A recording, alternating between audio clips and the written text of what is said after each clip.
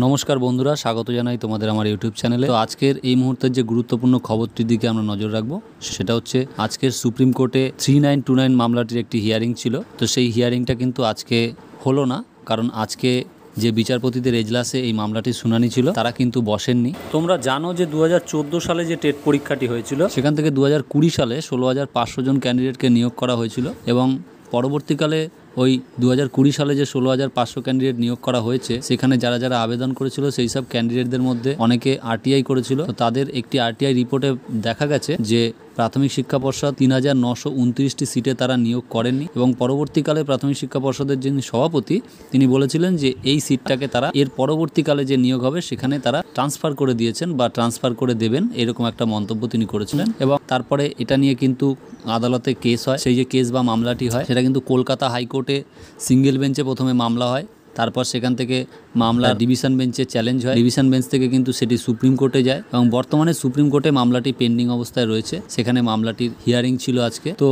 সেই হিয়ারিংয়ে যে কেসটির diary number ছিল 39,305/2022 এবং কেস নম্বর ছিল 001874/2024। তো এখানে কিন্তু এই মামলাটিতে 3টে মামলা একসঙ্গে ট্যাগ হিসেবে ছিল, কিন্তু আজকে যে 102 নম্বর সিরিয়ালে মামলাটি লিস্টেড ছিল বিচারপতি ঋষিকেশ রায় ও বিচারপতি সতীশ চন্দ্র শর্মার বেঞ্চে, তো তাদের বেঞ্চ কিন্তু আজকে বসছে না, অর্থাৎ নট ইন সেশন। তো সেক্ষেত্রে যেহেতু তাদের বেঞ্চ বসছে না তাই তাদের সেখানে হিয়ারিং এরও কোনো প্রশ্ন আসছে না। তো আজকের যে হিয়ারিং ছিল তার আপডেট এটাই যে আজকে কোর্ট বসেনি, আজকে হিয়ারিং হয়নি। দেখা যাক পরবর্তীকালে কবে এই কেসটি আবার লিস্টেড হয়। তো বন্ধুরা, ভিডিওটি যদি তোমাদের ভালো লেগে থাকে তাহলে চ্যানেলটিকে লাইক, কমেন্ট, শেয়ার করো এবং সাবস্ক্রাইব করে নিও। আজকের জন্য এটুকুই ছিল ভিডিও। তো দেখা হচ্ছে বন্ধুরা পরের ভিডিওতে।